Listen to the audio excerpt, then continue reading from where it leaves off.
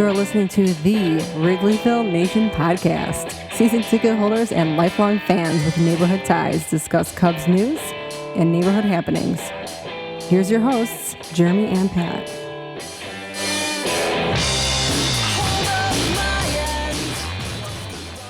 Hello and welcome to the Wrigleyville Nation podcast. This is episode 331 of the podcast. My name is Jeremy Deemer and I'll be your host. And I'm joined as always by my co-host.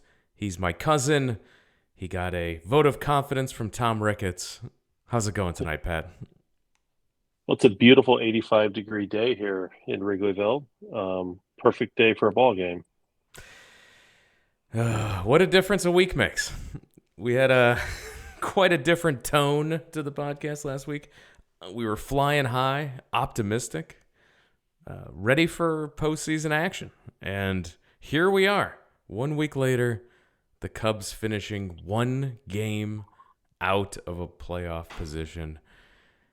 And to help us break down the week that was, the season that was, all the stuff, looking ahead a little bit on what's to come, help us unpack all of our Cubs thoughts and our feelings, we had to turn to longtime friend of the show. You know him from all his work over at NBC Chicago. James Neveau, thanks for coming on to help us post-mortem the Cubs tonight.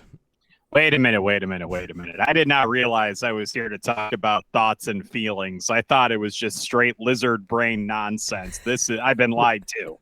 This is where we dissolve. We'll devolve into lizard brain nonsense. Don't you worry. That's actually the name of my cover band in high school. We did a lot of like Billy Idol songs. It was crazy. James and I are both into the brown liquors tonight as we are. I'm drinking bourbon. He's got scotch going as we drink our sorrows here as we talk Cubs. It was really just, where were you at the beginning of the week? Were you as optimistic as we were, or were you more cautious going into these three games in Atlanta? I think it was, I will call it a forced optimism. And what I mean by that is that I think that all of the warning signs had kind of been on full display during their trip to Denver and to Phoenix, and then during that series against the Pirates at Wrigley Field, where you kind of saw that they were like wearing down, that guys maybe hadn't gotten the days off that they kind of needed. But I also felt like they potentially be invigorated by the challenge of potentially making the playoffs under such adverse circumstances. They swept the Rockies at Wrigley.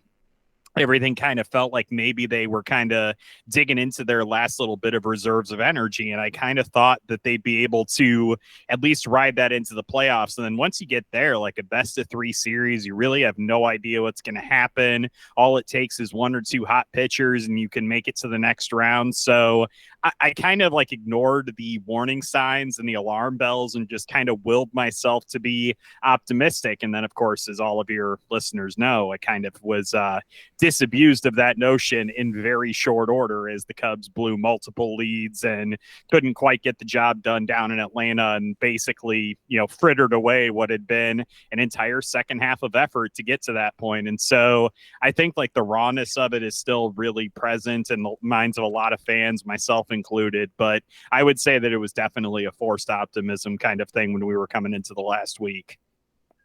Well, I definitely think that a lot of the factors that we had considered when making our, what you might call optimistic predictions, came to be true, right? The Braves clinched quickly and had nothing to play for later in the series. The Brewers had nothing to play for the entire series. In fact, they didn't use any of their starting pitchers of note in the entire series. And so really this was set up in a way, despite the fact that both of those teams have decent records.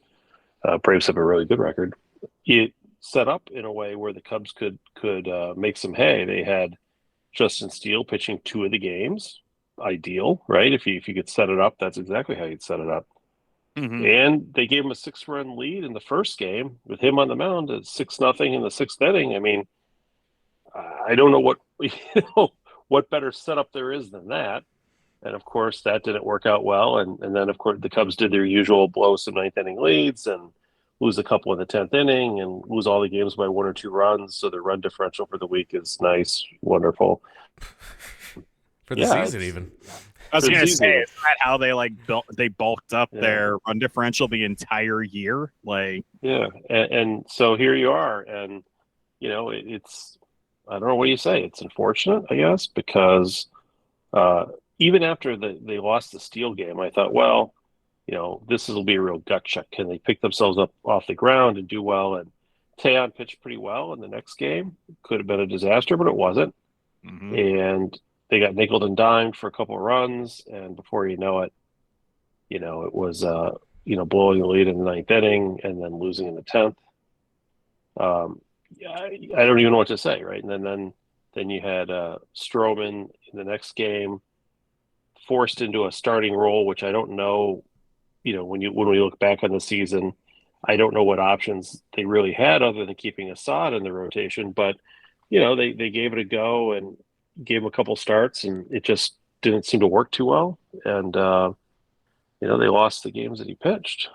So, and then they went to Milwaukee and rinse, wash, and repeat, basically. Lose the first one in extra innings. With Kyle Hendricks on the mound, and then finally win a game that looked like it was going to be a laugher. Sure did, right? In first inning when you get up 6-0, and yet, of course, it was tied at 6 at the bottom of the second. And I was going to say flashbacks to that. None of us were comfortable with a 2021. 6-0 lead. I'm pretty sure it Remember- mentally prepared me for what happened to the Bears yesterday, though. Yeah, but was it 2021 when the Cubs had when they're on that losing streak before they traded everybody? Or maybe it was after. I can't even remember. But they were up 7-0 in the first, and they lost the game like 15-7 or something ridiculous. Had that kind of vibe to it. But then the Cubs came back and won the game, so they stayed, in it at least for another hour, half an hour until they were eliminated. And then Steele didn't even need to pitch in the last game. So there you go. It just everything went sideways.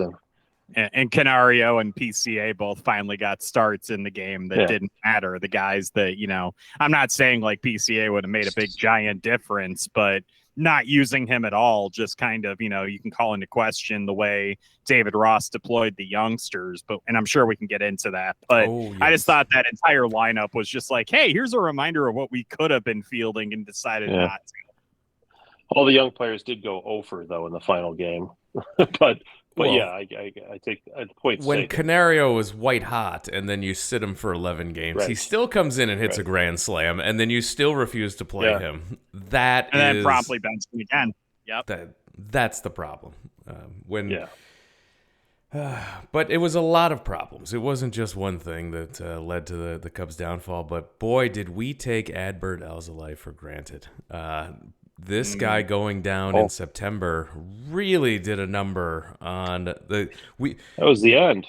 That was the end. We got so comfortable watching him come out in the ninth inning and just locking it down. And when you put other guys in that role, it was a completely different result and a completely different month of September not having him there.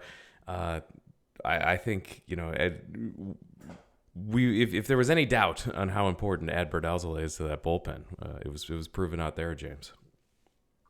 Yeah, I'd also have to point out that not having Michael Fulmer down the stretch didn't really help either. And I know that, he, had his ups and downs, certainly gave up a bunch of earned runs right before he went on the injured list. But I would say for the most part during the second half, he was a really reliable option out of the bullpen and kind of enabled you to get guys like Mark Leiter a bit of a breather, or a Julian Merriweather, and then especially an Adbert Alzolay. Like, it just kind of stretched out your bullpen a little bit and allowed you not to burn through guys quite as quickly. But then you end up losing him, and then you lose Alzolay. It throws a lot of guys into really high leverage roles that maybe you don't worry about it so much if it's, say, like, May or June when they're a little bit fresher. But when you've got guys like Merriweather and Leiter that are way beyond anything that they've done in a single season, that stuff's just going to come. It's going to catch up to you eventually. And I think the Cubs got really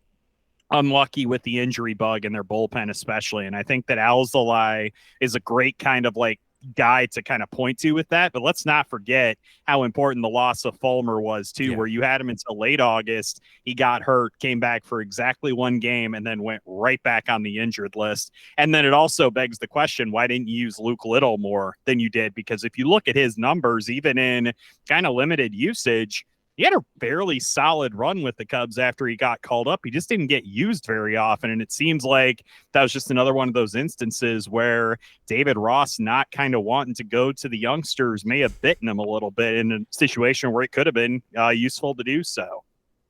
Yeah, I mean, the bullpen was definitely an issue down the stretch. It was an issue throughout the year. It was an issue in May when they had that terrible losing streak. Probably started, frankly, we look at Alzolay. Remember those 2 Reds games where he did seem like he was himself what we lost while winning the other games against them around Labor Day. And then he went on the IL shortly thereafter. And it's like, oh, man, that was probably the beginning of the end. But you look at a bullpen construction, and there was some bad luck. Like Brandon Hughes was the rookie sensation last year, and he basically missed almost the entire season this year with an injury. Brad Boxberger was brought in. He failed too to stay healthy, and you bring a lot of these. But he's 35 years old too, so you bring a bunch of pitchers in their 30s, like Fulmer and Leader, who they cut and then re-signed, Merriweather and Boxberger, and they kind of throw mud at the wall and hope it works. And they've had pretty good success the last couple of years doing that, but it's not a recipe for sustained success necessarily. You can't count on it. You just kind of hope it works. And if you've got a team that actually has a chance to make the playoffs, that's a tough task, especially when the rest of the guys you had on your team who you thought would help, like Hughes, like a Keegan Thompson, who fell off the face of the earth and may never pitch for the Cubs again, for all we know. A Caleb Killian who just kind of disappeared. Frankly, also, I think he's getting cut from the 40 man, by the way. I tweeted that out yesterday, and people were surprised. I'm like, he's gone. Killian's gone. But even like Hayden Wisniewski, talk about a big disappointment this year. I mean, either as a fit starter or as a guy in the bullpen they could rely on for a couple innings at a time. He really just was not he was just not it for them, and they needed him to be. And so it put a lot of strain on basically the few healthy people they had. And Javier Assad, pitched incredibly, both as a starter, primarily as a starter, but also he came out of the pen and did his job. And I don't know what to say about Jose Cuas, but here he is. It seemed like he had a good run at after he first got acquired, but then they started putting him in the higher leverage situations more often, and I think he burnt out too. But when you look at the rest of the players who were brought up from this very, we were told, deep minor league system, that's what killed them. None of them were ready. Whether they're ever ready, I don't know, but they weren't ready for this one. And I guess the closest you could say in terms of a guy who came up and contributed would be Jordan Wicks. Absolutely. As a starter. But actually, by the time the season ended, he was having kind of a rough spell too. I mean, his ERA was up in the 440s and he was struggling. But the rest of the young players who they called up, they weren't, nobody came up and grabbed a spot and took over and held it. And maybe Luke Little might have had he had more time or more opportunities, but the rest of them had opportunities. They just were kind of bad. And so, they started the season with a hope and a prayer in the pen, and a few things went wrong injury-wise. A couple guys didn't do well, and this is what you get, which is kind of a mediocrity. And mediocrity on whole and disaster at the end. When you most needed it, right. I guess.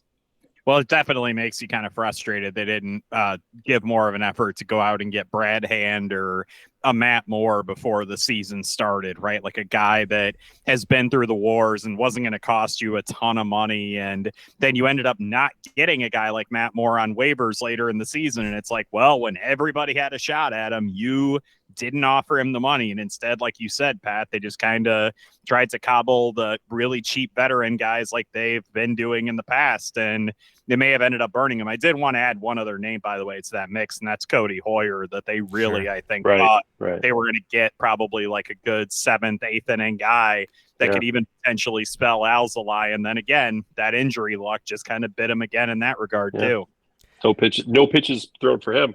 I'll note, what they really could have used would have been a David Robertson, like from last year, or the previous year when Chafin and Tepera and and Kimbrel put together that good stretch. But again, when you get guys off the scrap heap, you can't rely on that for sure, right? You need some certainty. The cynical view is we're coming into the season, they didn't do that because they were planning on doing their normal, okay, we're going to sell off one more time. If we're not competitive, we can sell off and we can trade off some of these guys, these 1-year guys. And this is their bullpen philosophy, is reclamation projects that we can flip. And if they were one Michael Tuchman catch away from doing just that, Jeremy, for that game we saw. Remember against the Cardinals? That's the game. Yes. That Tuchman catch really turned the tide on and started a hot streak that got them where they needed to be buyers and not sellers. But they were dangerously close to being sellers in the. Before they started to heat up and they started to play playoff baseball just ahead of the trade deadline.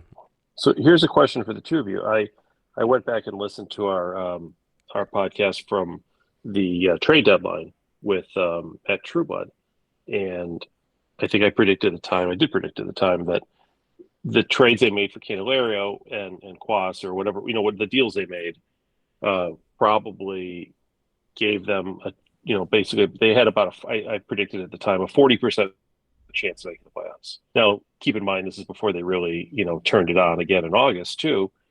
But, I figured, well, it's a kind of a crapshoot. And I think we agreed at the time that even if it is just a 40% chance, it was worth taking for that. It's, it's almost like a coin flip practically. So it's worth taking a shot. In retrospect, do you think the way the season ended and the way things happened that it was better to do this versus, say, you lose a couple more games before the break, you do trade a Cody Bellinger, you do try to retool, or is it better to just play it out? I couldn't have stomached another one of those. Like you needed meaningful games. You needed something to actually see that. Hey, is David Ross your manager? Hey, is there's a lot of things that come out of that. Who will be better as a result of this? Like on next year's team, who will be better as a result of playing in this? Call it a pennant drive, or I don't know if you call it a pennant drive, a wild card drive, whatever you call it, a playoff drive. Postseason drive, yeah. Postseason drive, yeah. Who is better off as a result of this? Like, who can we say next year will if they are in a similar situation where they're fighting for a playoff spot, who on this team do you think learned from the experience? Benefited, yeah. I think Jordan Wicks and Javier Assad, you could make a pretty compelling argument having to make the starts that they did and the situations that they did. I think that a guy like Nico Horner, you kind of know what you have with him. I think that his ability to get on base is going to kind of carry over. And maybe it was good that he got a little bit of the kind of taste of that, I suppose. But I almost feel like he's been around long enough where that really doesn't, benefit him. And that's also, he was here, I think, in 2019 when they were really pressing hard for the playoffs and they needed him because they called him up when everybody else was essentially dead. I think that Nico Horner probably benefited from that. But if I had to pick anybody, I would probably say a guy like a Javier Assad or a Jordan Wicks having to make the starts that they did. And also in Assad's case, the multiple roles that he was asked to fill too. I think that versatility is only going to help him, and not being in quite that pressure cooker potentially to start next season, and maybe having him slot into a rotation role depending on what they do in free agency, because I think they're probably going to be pretty limited in what they can do, considering that they're going to have Jamison Tyon's contract and Marcus Stroman's going to opt in, and you'd imagine they're probably going to keep Kyle Hendricks. I almost think I wouldn't be so sure of that, but I don't know, man. The way they've been talking about it, it really seems as though they're going to try to run at least some of that back and just kind of wait for Cade Horton to get here. Like, I feel like that's kind of where they're at with their rotation right now. But I mean, there's always moves that can be made. I get the sense that Stroman's opting in whether the Cubs want him to or not, at the very least.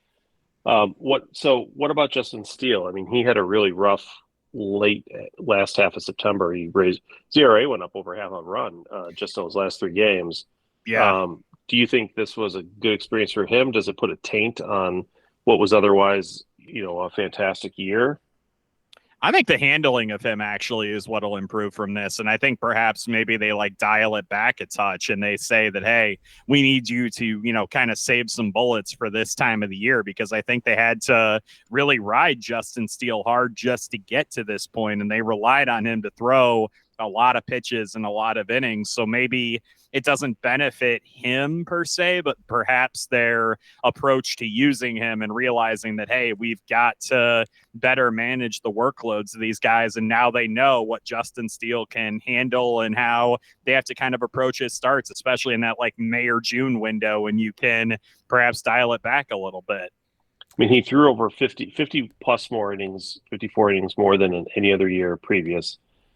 Thankfully, they didn't make him throw the last game. I was totally waiting for that, and I was going to be like, why? Why are we doing this? But, he pitched a lot. I do feel that, at least, from a fan perspective, and probably from his own perspective, it was a shame that things ended up as rough as they did. I'm sure he would have liked to close things out better. Anyone would.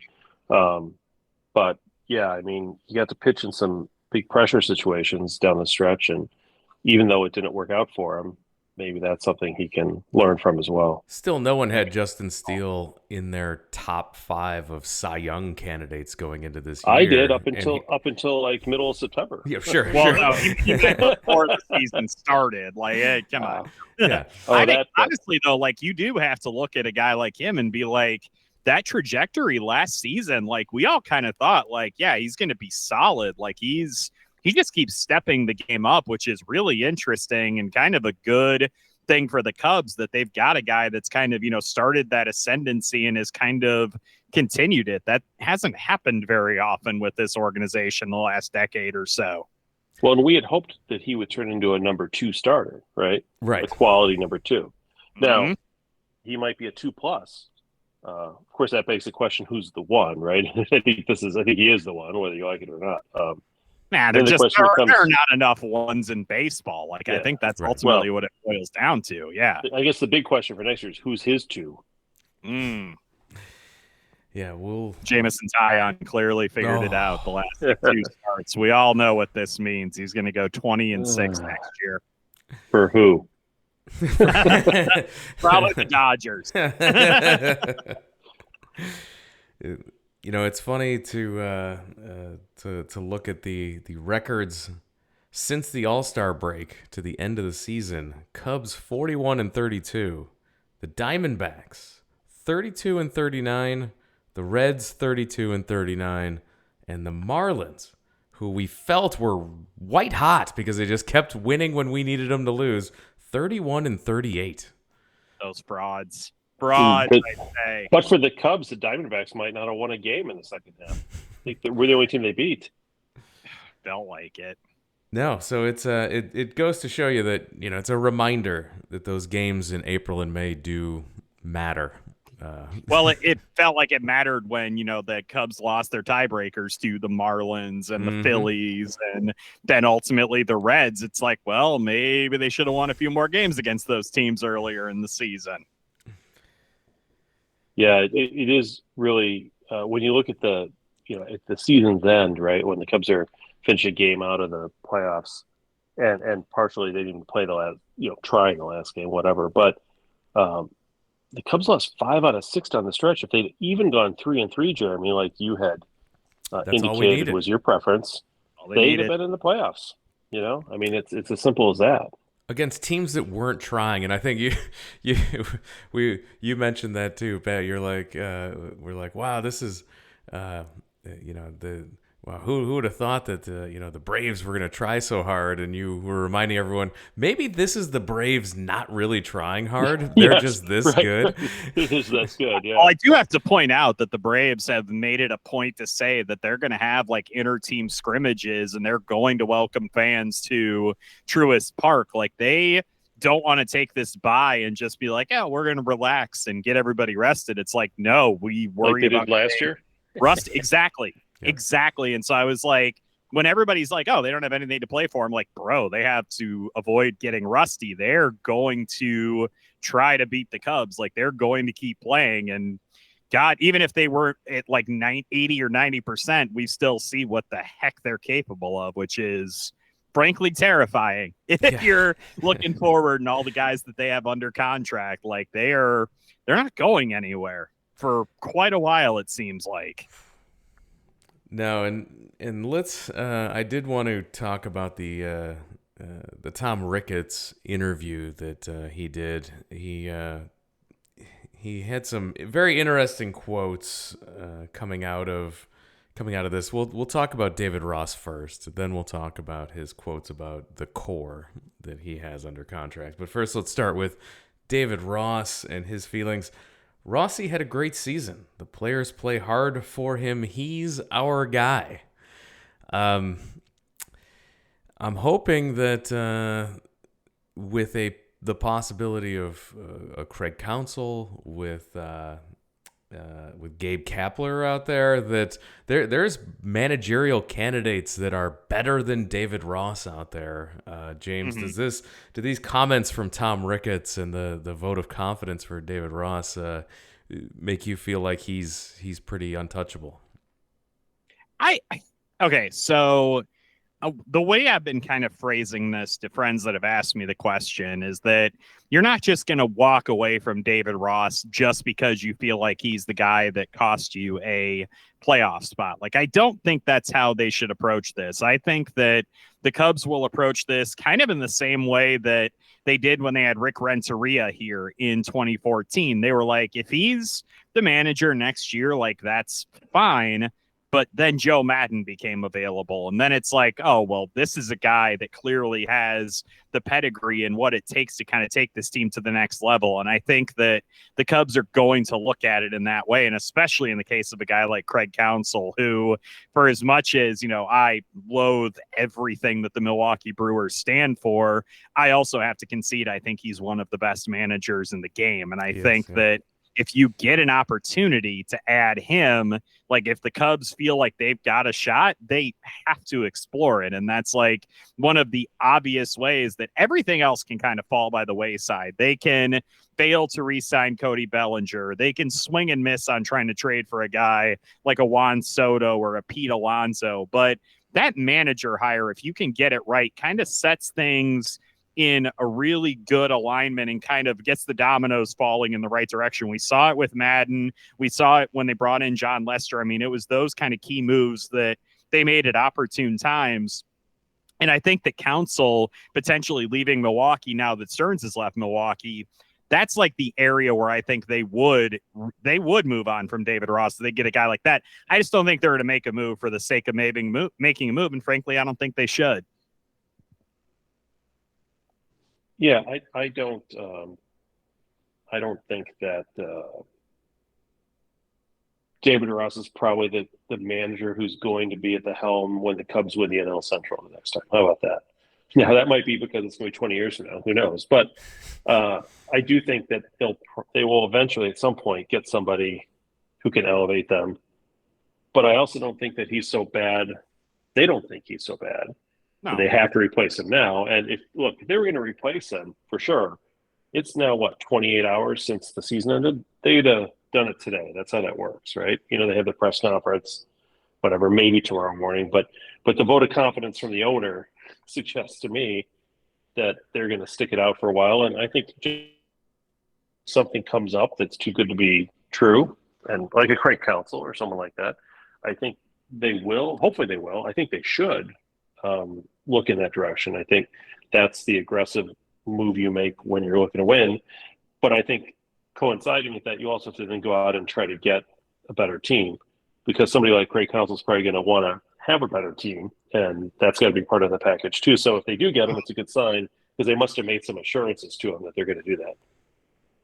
And then that also begs the question of who qualifies as an upgrade over David Ross. And Jeremy, you mentioned Gabe Kapler, and I'm not 1,000% convinced that he represents enough of an upgrade for me to take that plunge. And I may be in the minority of Cubs fans when I say this, but I also don't think Joe Girardi qualifies for that either. If I'm being completely frank, No, Joe Girardi, I don't have in that same tier. He's, you know what, he's in. It's a very much like a Joel Quenneville thing, dude. Like, he's in house, like working for Marquee. Yeah. Like, you don't think that.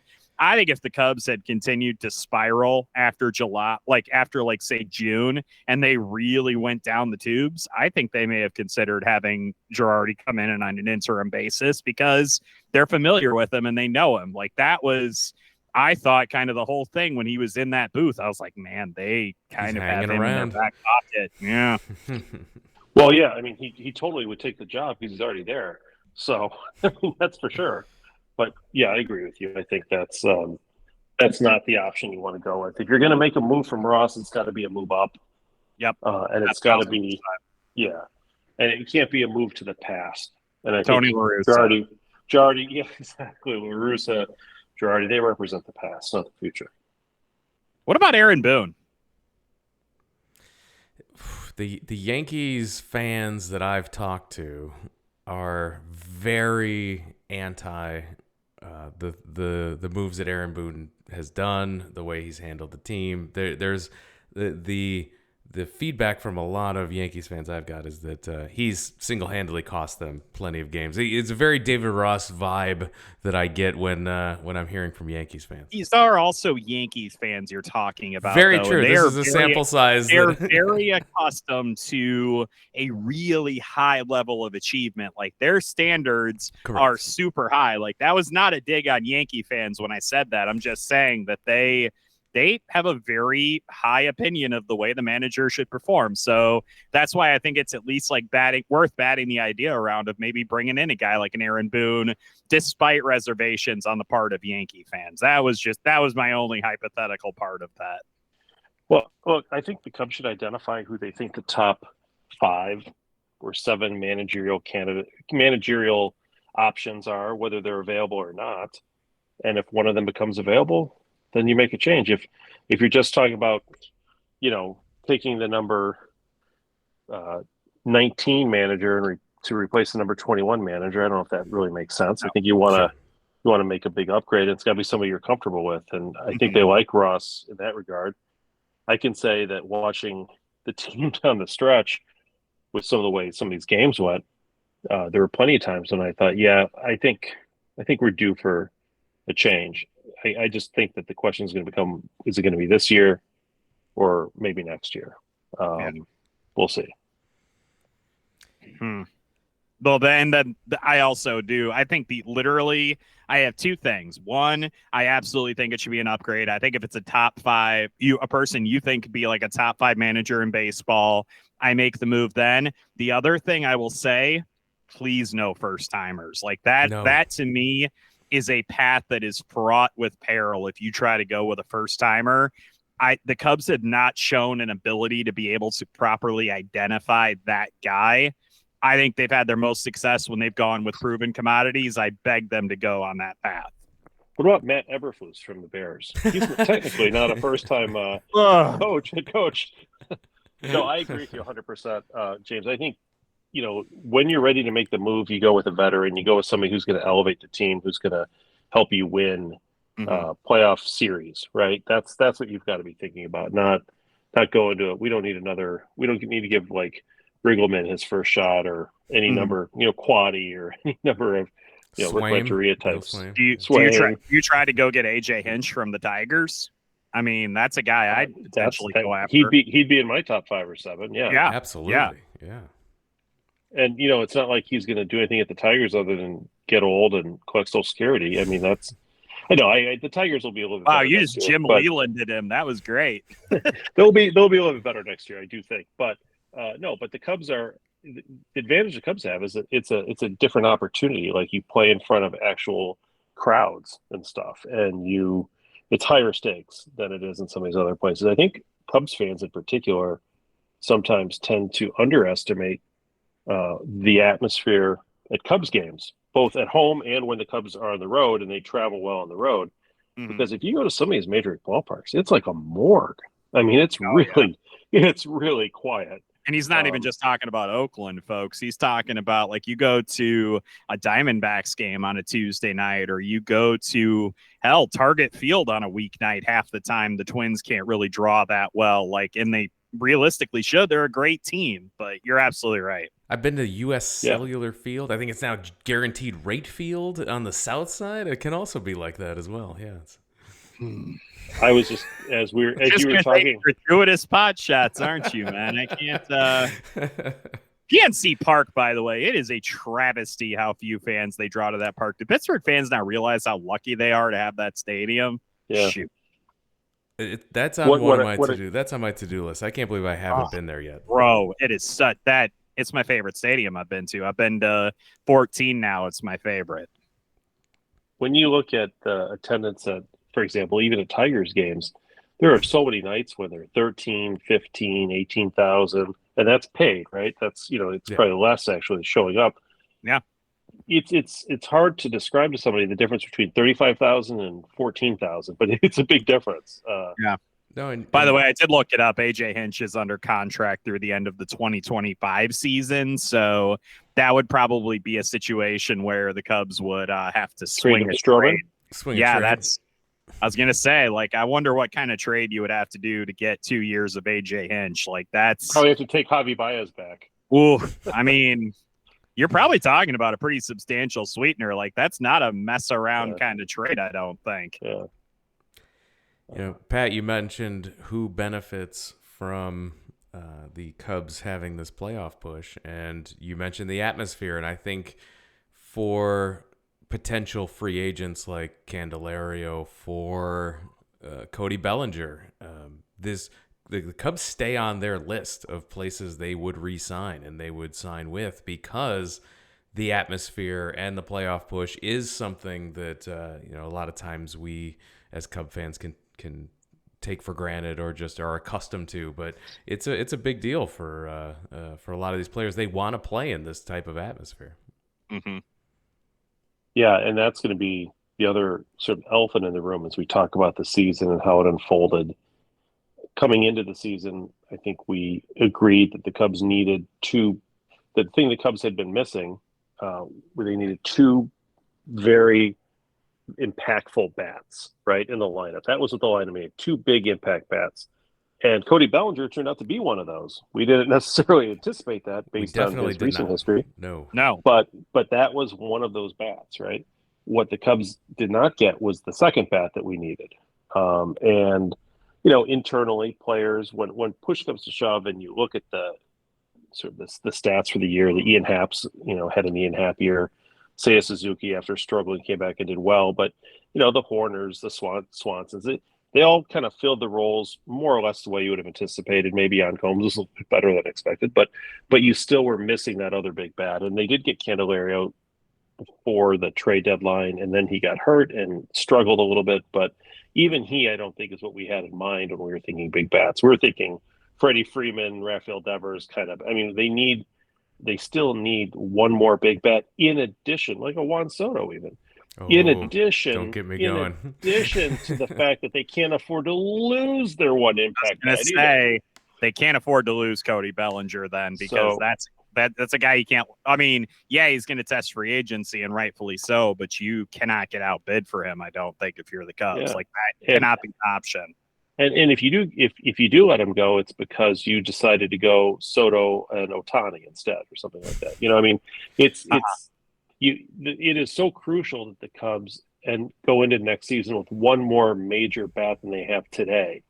Correct. Or had, on the last day of the season. And already I've started, and it's funny how this works, but I've started to feel this shift in people's opinions. A month ago, 2 months ago, all I heard was the Cubs have to sign Cody Bellinger. They have to sign Cody Bellinger. It's a must. They must. They will. There's no way they won't, right? And then just in the last 48 hours, I hear people say things like, well, if they don't get Bellinger, then PCA can do this, and they can go get a first base. No, I'm already seeing people. that. I'm already hearing like people and reading people kind of backing off the notion, and don't do that. That's not. That Okay. is not an acceptable. Pat- That is not acceptable fandom. Sorry, Dude, Pat, I have to say this because I was reading it online and I feel like I need to get the opinions of two men whose Cubs opinions I trust a lot. I have been pounding this drum since mid-July, and now I'm seeing that the Cubs, according to Bruce Levine, are very serious about pushing for Pete Alonso from the Mets and going out and acquiring Pete Alonso. Yes. And let me tell you something. That's and re-signing Cody Bellinger, that is a home run of an offseason for the Chicago Cubs. Like, I would love to add Juan Soto. I think it'd be phenomenal. And I know the Padres are going to try to pare down their payroll a little bit. If the Cubs can manage to go get Pete Alonso, that addresses such a so many needs that they have. They need another power bat. They need a guy who can consistently play first base every day. Like, if you go out and get him and you keep Cody Bellinger, you're cooking with gas, guys. Like, that is a hell of a jump forward for the organization. And they, to me, I'm just going to go, I'm hot taking this. I don't care. I think they are the top team in the NL Central if they make that move and go get Pete Alonso. If they can get Pete Alonso, who I always refer to as a poor man's Kyle Schwarber. He's not going to be a poor man's anything for very long. No. But yeah, if they could get that kind of a bat with that kind of power, that'd be great. The only thing about Alonso I wish, and I know you can't necessarily have everything, is I wish that he was a lefty. That's the way Kyle Schwarber is. I will fully accept that. That is, I was waiting for you to say something outlandish that I could just be like, well, there's Pat being nuts again. But he made a valid point, Jeremy. I have to let this go. That's a great counter to the drum I've been pounding. We've talked about him. We talked about him at the trade deadline about how we'd love to get him. But if he were left-handed, that would be the perfect solution there. The fact that he's not makes it a little bit tricky, given the construction of the lineup. But you can do other things too. I suppose you can do other things to try to offset that. Absolutely, and I do want to point out that this was the podcast. This was the only podcast I heard at the trade deadline. You were on here, James, saying the Cubs should make this trade at the trade deadline, and I heard it nowhere but here on this podcast. And then after the trade deadline, people came out and said, hey, the Cubs were knocking on the Mets, talking about Pete Alonso. And I'm like, the only place talking about it was this podcast right here. I do also have to point out, remember, Jeremy, the other team that was rumored to be interested in him, if you let the Brewers go get Pete Alonso, he hit 60 homers. You may as well fold up the tents. You're not doing anything because that dude's going to just Christian Yelich all over the Cubs, and it's not going to be great. I mean, and I agree with you. I mean, now that the Cubs have lost one of the other big bats in Nelson Velasquez, who's probably... Dang it! We got Jorge Soler again, boys. We did. 14 homers and 147 plate appearances, 133 at bats, 14 homers. He's the Babe Ruth of Kansas City Royals. In fact, Soler went to Kansas City too. There's something about that place. Yeah. But yeah, no, I think Alonso would be a good fit. Having him and Bellinger, and I know the first thing you're going to hear people say is, "Well, what about PCA? Where's he going to play?" And he'll find a place. He'll be fine. Yeah, it might be Iowa to start. Frankly, he hasn't spent a lot of time there. We'll see, but Bellinger is not forbidden from playing left or right field on occasion, and he certainly could play first base, and Alonso could DH at times. So I mean, it's not like there's a lot of different machinations that you can put together here, and that would not be my primary concern, frankly. So the DH gives you so much flexibility, man. It and does. I think a lot of purists, myself included, were like, oh, we're losing something with the DH coming to the National League. But look what we could gain, boys. It's amazing. Yeah. Look what we gained this season. This season alone, you had 3/4 of a season of Christopher Morel that you wouldn't have had without the DH, and he was delightful this season for and stretches. If you do get Pete Alonso, you might trade a Christopher Morel and get a say. pitcher for him, Yes. But you're right, I Jeremy. actually immediately thought Morel or Kevin Alcantara. Yeah. Those were the two guys I immediately thought of. But without the DH, Morel doesn't play much at all, right? He's just a bench player. He's like so many. Or maybe he just stays in AAA all year like they had intended until all their other ideas for veteran players turned out poorly. After all the other veterans failed, yeah. After every other veteran failed. And I know, like I've said that, I will say this until I'm blue in the face. We can talk about the moves the Cubs did not make this season, and they failed to go out and get a bullpen arm. You bringing that up reminded me of the fact that they cut bait with so many guys that are going to have an impact on their payroll for next year, and they did it specifically to try to make the playoffs. I think that has to be respected, that they were willing to take those payroll hits to make those correct moves, whether it was a Barnhart or a Mancini or a Hosmer. Like, I do give the Cubs a lot of credit for that. I really do. No, there's a lot of teams that won't admit a mistake and will ride it into the ground. And did they ride some of these a little longer than you wanted? Sure, but at least they actually did it. Did it cost them a chance of the playoffs? Yeah, probably. But what can you do, right? I mean, look, there are some teams that just don't make as many mistakes too. That's another way of kind of getting around it. But if you're going to make a mistake, you got to cut your losses. I don't think I even first saw just how much of a mistake Mancini ended up being. Like, I thought he would. Hosmer and Barnhart were pretty predictable.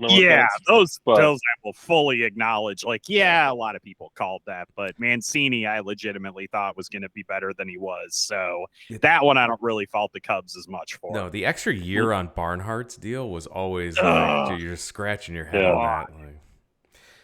Like, speaking of, I will say that the one thing the Cubs did miss down the stretch, and we talked about it with Alonso being right-handed, if they'd only had a left-handed outfielder who could have come in and performed well offensively and played decent defense, like a Jason Hayward, But live and learn.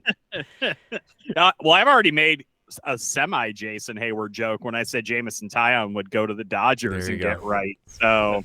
I mean, I guess Pat was a little more explicit than I was. Well, I just, and of course it wouldn't have happened here. No. Why would it? But he would have had the third highest OPS plus on our team behind Bellinger and Suzuki, ahead of Happ, ahead of Morel, ahead of the Horner and Swanson and everybody else.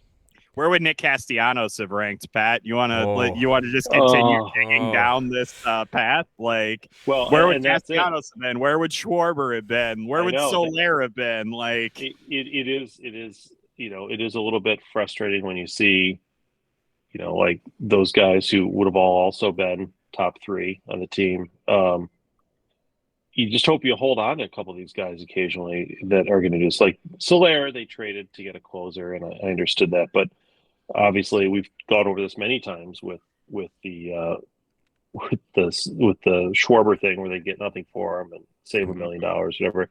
And Castellanos was another one where had we had the DH a year earlier, that probably would have made a big difference. So I mean, because I think he would have stayed here. He's one of the folks who you're like, yeah, that guy actually would have stayed here. Loved it. Oh yeah. Yeah. So hopefully in the future we don't have those same problems because we'll have an actual DH position. But I got to say though, Jorge Soler, to your point, he's had a really interesting career. It's amazing how he's kind of a little bit up and down, I guess, but he's acquitted himself much better than I had anticipated a couple of years ago. When he first got traded to the Royals, he scuffled that first year in 2017. And it was like, and 2018 was in the minors most of the year. But after that, he's been a solid major league player. Good for him. It absolutely good for him. I don't begrudge him that success at all. No, he had a World Series coming out party. Like he was a star in that World Series. Yeah. So good for him. He's got 170 home runs in his career. That's really respectable for right for a guy, for a guy that young, right? Yeah. And I do also have to point out, like, all the myriad of guys the Cubs cut bait with and then went on to do nothing. Like, there have been a lot of those too. For sure. We spiraled a little bit on that one. I have to say. Well, This is what we do as Cubs fans. yeah, I mean that is the Welcome into the Remember Some Guys podcast. yeah, right. Well, yeah, it's always the what could have been, but that's the thing. Like, and I think that's the thing to remember in this offseason. I'm glad you brought that up, James, because you can never assume that the players who played well this year are going to play just as well next year, and all you have to do is add good players along with them. And you can't necessarily assume the guys who struggled this year are going to struggle next year either. I mean, Brandon Hughes could be great for the Cubs next year. It could be, Hayden Wesneski could come back strong. You just don't. Baseball is such a weird sport, and there's so much behind the scenes, and I think there's a mental component that we way underestimate as fans. But also just in terms of, some tweaks that can be made and different things that can happen that will transform players, and relief pitchers being number one, right? Because they're the most inconsistent of anybody. But anyway, I just, I look at it and think we just have to keep that in mind, and we can't with 100%, clarity, determine what the right or wrong moves are going to be this offseason. All it's just to play out over a whole season, as we found out this year with people like Trey Mancini, who we were all in favor of signing, right? None of us would have said, oh, no, keep Hayward. Don't sign Mancini, and yet here we are. And yet here we are.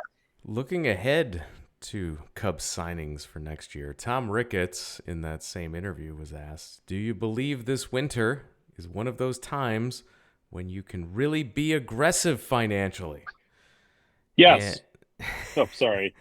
It's up to Jed. Sorry, Jeremy. I don't want to take Jed's thunder. It's whatever he wants to do. His response to pretty much every question was, "It's up to Jed for the baseball pieces." Like he has that's totally legitimate. Yeah, that's exactly how it works. But he did make he did have a note here that said, "We have a handful of guys that are going to be here for the next few years, and we've got 5 or 6 positions locked down for next year with guys who are well above Major League average players."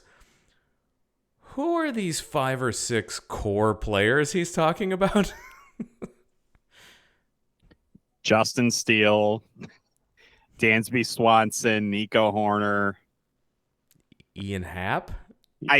Suzuki. Happ had better numbers than I think a lot of people really realized he had. I will point that out. He did. He has now become Ian. Like last year and now this year in combination, when you put them together, this is Ian Happ, I think. Right? Mm-hmm. Right. This is where we're at.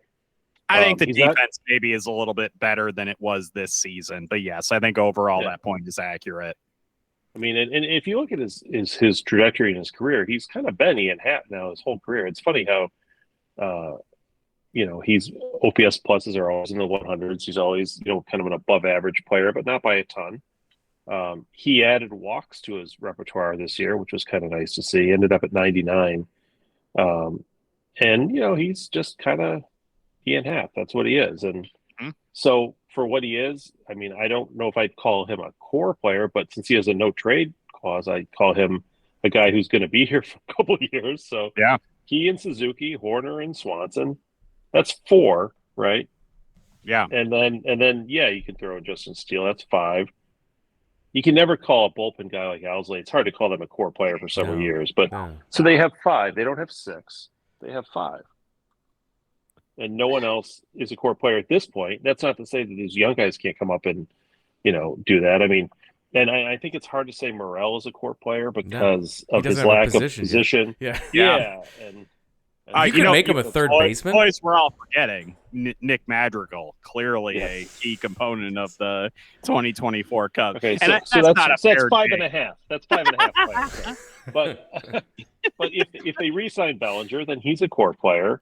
And if they get an Alonso or a Soto or an Ohtani, then that's a core player. Then yes, then you do have 7 core players, which would be nice. That's not a lot of teams have that. Let's just be completely frank. They really don't. And in the NL Central, that should be good enough, frankly. Because I'll tell you, you look at the Brewers lineup, and I still to this day shake my head like Ian Happ would be like their best player. Like what are we talking? What are we doing? And Yeah. The, Yeah. the Cubs could very well be competitive, and like you say, should be favored if they had a Bellinger and one of those other three players we talked about in the lineup. Yeah. I'm gonna hold out hope all off season for a Juan Soto trade. If there's a team that could pull this off, the Cubs should be in those conversations. I think there's a lot of teams that might be in that game, Jeremy. That's like the thing that concerns me is that I feel like a lot of teams are going to feel like they're a Juan Soto away from like really being super competitive. And I think that that's going to drive the price of him up. I think that the price to grab him may end up being more than what the Dodgers paid to get Mookie Betts. Like that's kind of what you're looking at to me. And I promise you, like a Morel would definitely be part of that mix Sure. if they're trading for a guy like Soto. So that's going to happen. Well, we've got a lot of time to speculate on the off season, and we will definitely be podcasting a few times as we go through the off season, towards the winter meetings, towards the Cubs convention, and all kinds of fun along the way. As we're running up to the top of the hour, Pat, do you have any more questions for James before we start to wrap it up and call it a podcast? Well, James, having covered the team and having watched this entire season, tell us what from a positive standpoint, right? What do you take away from this positively that you think you either weren't expecting or were hoping for and it came true? I think I probably could go with one of two things. One, I think the continued ascent of Justin Steele has been a really positive and fun development to follow. I think that the Cubs really have shown an ability to like really kind of maximize what they've gotten out of him. And I'm hoping that they can kind of carry that forward with other guys like your Kate Hortons and guys like that. And I hope that continues. I think ultimately the big positive takeaway that I will have from the 2023 season was something that I mentioned just a few minutes ago, that this team was willing to do what it took to make the playoffs this season, even knowing that it was not a guaranteed thing that they were going to make the postseason. They still cut bait with Hosmer. They still cut bait with Barnhart. They still cut bait with Mancini. And a couple of those moves are going to have an impact on them next season. Like that is something that they're going to carry that money over, and it's going to push them closer to the luxury tax, and they're going to have to cope with that essentially. And I think that them being willing to do that and to say goodbye to kind of veteran guys in pursuit of a higher goal shows to me that the Cubs are serious about contending and lends me hope that they're going to do what it takes this offseason to take a step toward that next level. And I think that that's what I'm going to kind of carry over. And if Tom Ricketts says like, hey, if Jed Hoyer wants to spend money on this guy, the money will be there for him to do it. I have to kind of take him at his word right now based on what the team has done this season. I think that it's added some credence to that idea for sure. And there's definitely plenty of holes that still need to be filled. The free agent classes not as exciting this season, but hopefully the trade creativity. We've already been starting the speculation, and hopefully the constraints of what's available in free agency will help spur some creativity within the trades from the front office of the Cubs. They do have the assets to make a move, and hopefully they do continue down this path, and hopefully they re-sign Cody Bellinger. You hit it at the top of the show, James, that he's without his bat in this lineup. Wow, what a different podcast. We would have been wrapping this up weeks ago. We would have literally been like, so can the Cubs outpace the Reds next year? Like that's kind of where we'd be at right now. So, yeah, James, thank you for coming on so many times this season and helping us. It's a season where we actually had meaningful baseball in September. That was all we could ask for. A lot of us thought this was going to be a sub-500 season going into it. And so definitely it's been fun talking Cubs baseball with you all year.